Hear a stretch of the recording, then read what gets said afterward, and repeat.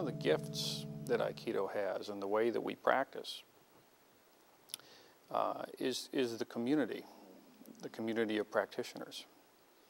And again, that's changed if there's a competitive aura to the community. If there's always the sense of someone winning and someone losing, that there's a mountain which someone is going to stand at the top of, then that sort of trickles down. And there's always this sort of pecking order kind of thing.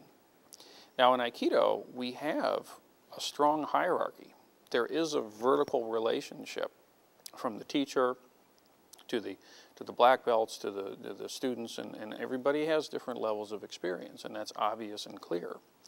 And yet, the community is not built around a winner and a loser. Rather, when a person comes in and begins training, everybody has an agenda to help that person grow in their practice. Because, rather than a threat, they become someone fun that you can jam with. You know, another person who speaks the language well enough that you can play together.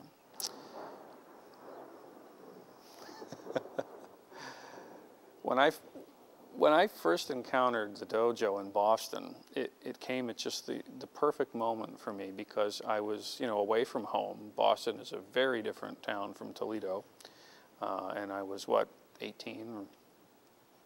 And music school, surprisingly, was an incredibly competitive place. You had all the best musicians from all the little towns all around the country suddenly at the same place at the same time.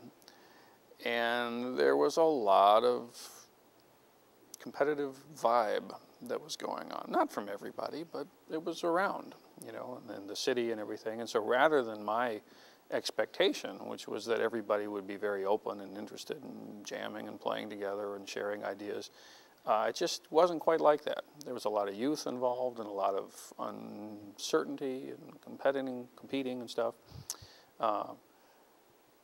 So everybody was very kind of isolated, in a sense. And when I went to the dojo, one of the things that amazed me was that there was this incredible acceptance of people, by people, and it covered the entire strata of society. There are surgeons and lawyers and you know, really, really intense engineers and professors of various things.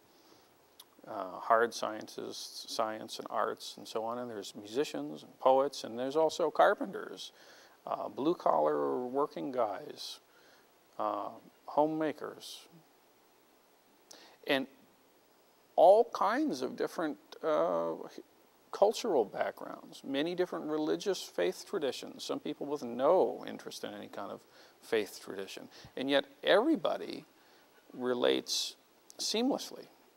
Because what Aikido teaches is human beingness, physically embodying an awakened human being in movement, under stress. So if you've got, you know, in a typical class, you've got people from all kinds of different educational, socioeconomic backgrounds, different kinds of worldviews and so on.